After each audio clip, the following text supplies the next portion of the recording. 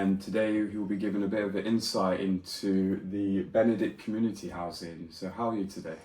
Yeah, very well, and thank you for having us on today. And it's going to be hopefully a real pleasure to talk about our journey so far with Benedict. Great. So let's start from the beginning. For listeners who may not know what's going on behind the scenes, give us a bit of insight. What is Benedict Community Housing, and what inspired you to kind of go down this route with this project that you've got going on? Yeah, of course. So for those that know, I'm a serving police officer. I'm a sergeant in a police force in the north of England, and myself and Lee, who's one of the three founders of Benedict, he's a serving military officer in the British Army. Okay. And we've known each other through the football and other things for quite a few years. And he and I was sat in my office, I think, year before last. And one of the big frustrations that we both have is the sheer number of prisoners who go in for whatever the crimes they've committed. They come back out and quite often reoffend, and then they end up back inside. Okay.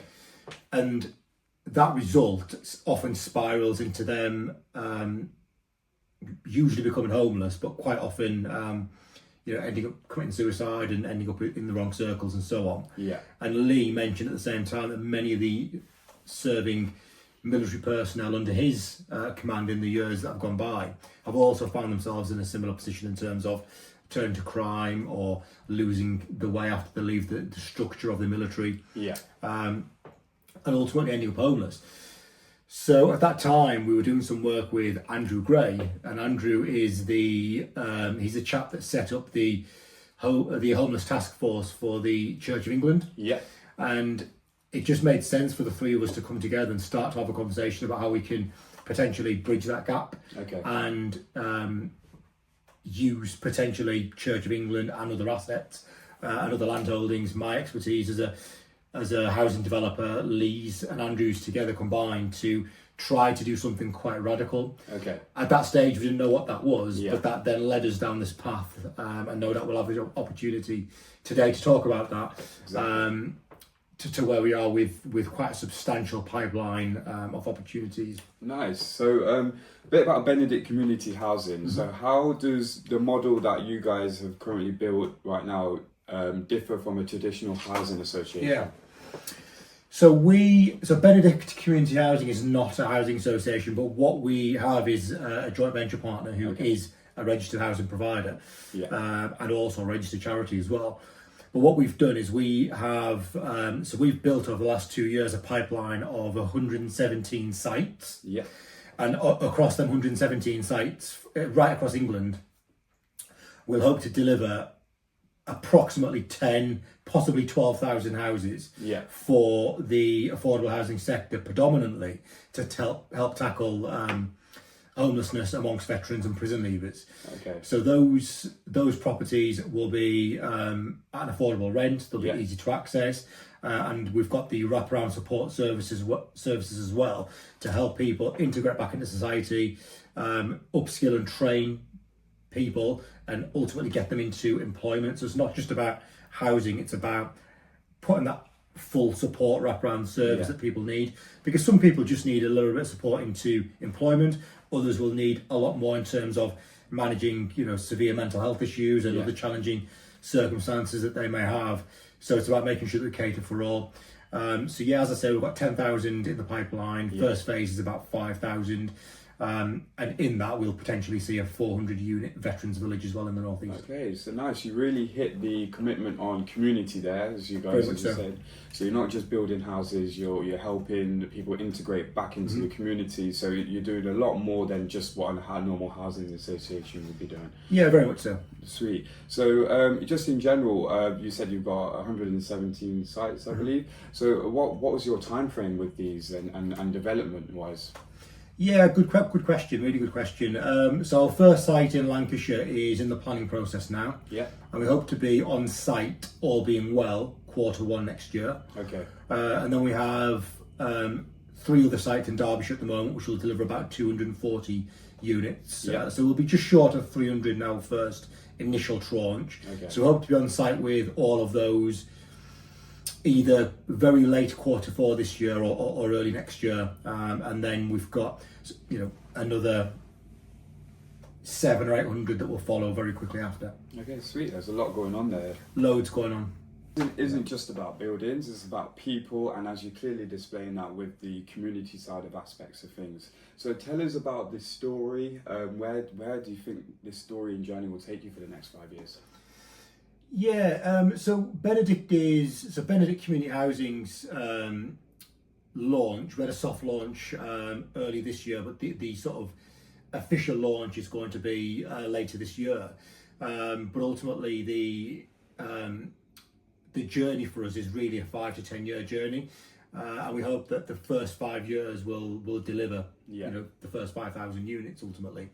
We've seen that the planning system is delaying house builders. We've seen that government policy has delayed. We've seen Homes England even pull back on the grant opportunities. We've just seen so many variables: construction increases in costs, inflation, interest rates. We've seen so much go wrong in the last couple of years in terms of the housing sector in particular, and that's resulted in, at the time where we've needed affordable housing the most, we've actually got the least amount coming through. Yeah. So whilst we will not tackle the affordable housing crisis, there needs to be 3.5 million houses built in the next 10 years. Yeah. Our 10,000, all being well, 5 to 10,000 in that time, will certainly go a long way towards accelerating the supply.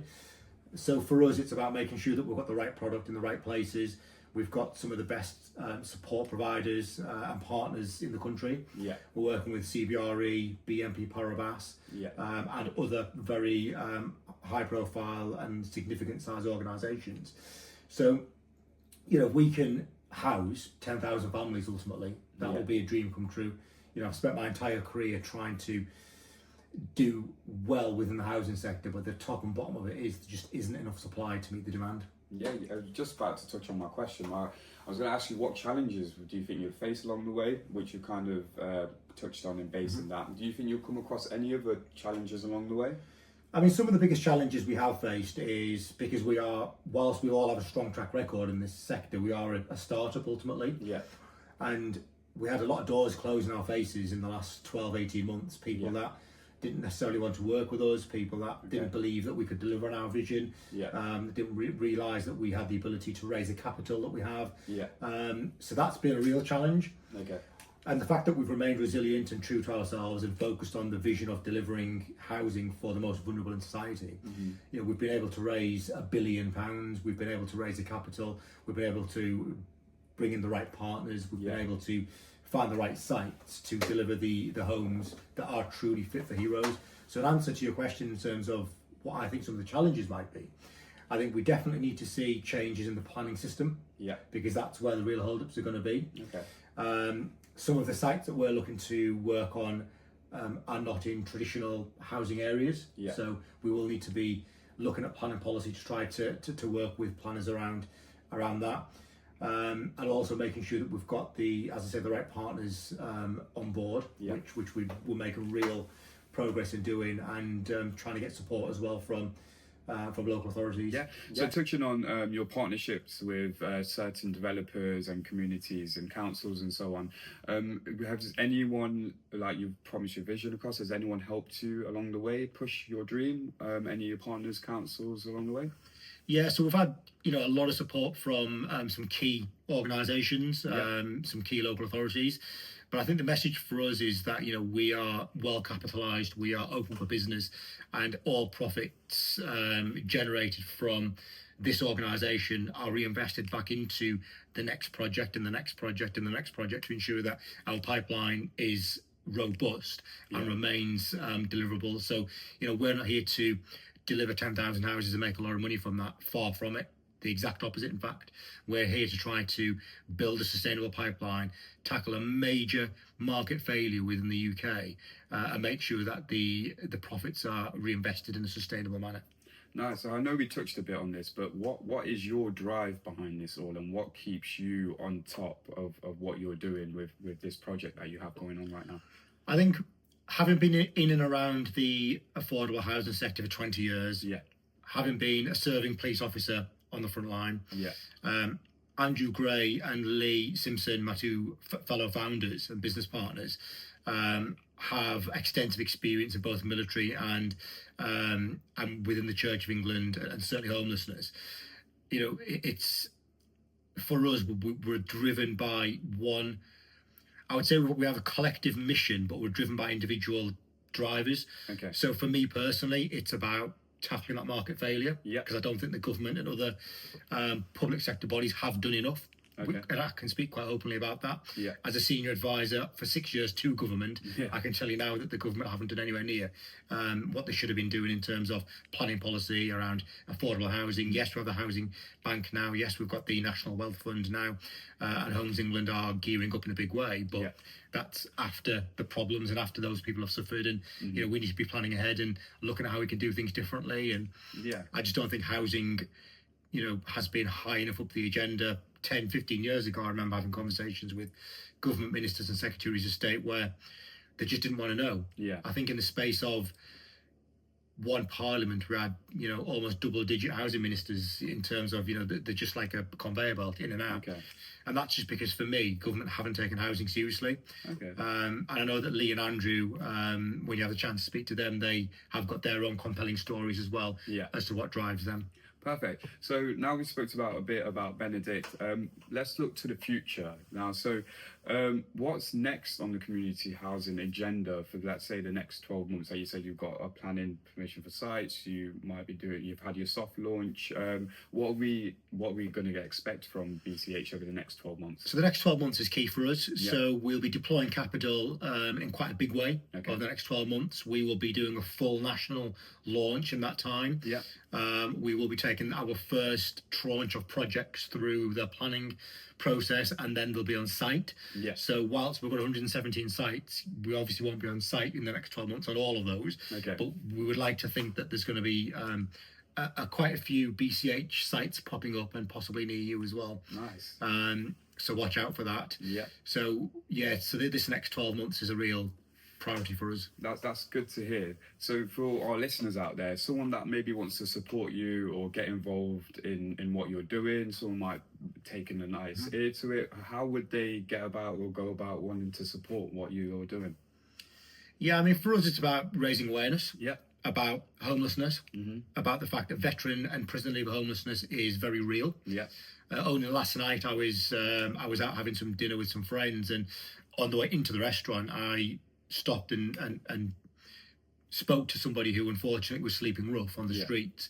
And I had a few minutes with him, and he was a military veteran. You know, he served this country. Of course. And he ended up on the streets, and it you know, so sad that people can put their lives at risk so that you and I can walk the streets free and have our freedom.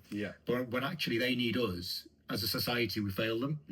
So the next 12 months, it's going to be quite important that we raise a message about homelessness. And anybody else that thinks that they can help raise that awareness and help build that brand and help support on that mission, you know, we'd love to hear from them. We'd also love to hear from landowners that would like to sell sites. We'd love to hear from local authorities that are keen to partner with us. As I say, we're well funded, we're a really well capitalised organisation, and we're ready to go quick and hard on this. So we're looking forward to the next 12 months. You've got a lot going on. Thank you for your time today. Benedict Community Housing, guys, you've heard it here first. There's a lot going on. Is there anything you'd like to add? Just thank you for having us, and please look out for Benedict Community Housing on sites near you. We'd love to hear from landowners, love to hear from people that want to help share the work that we're doing and the mission and the brand, and really raising awareness around a real problem within society around veteran homelessness and prison leaver homelessness.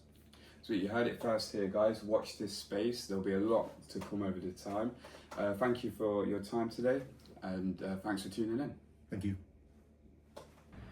Hello and welcome back to Building a Better Britain. My name's Umar, and this week has certainly been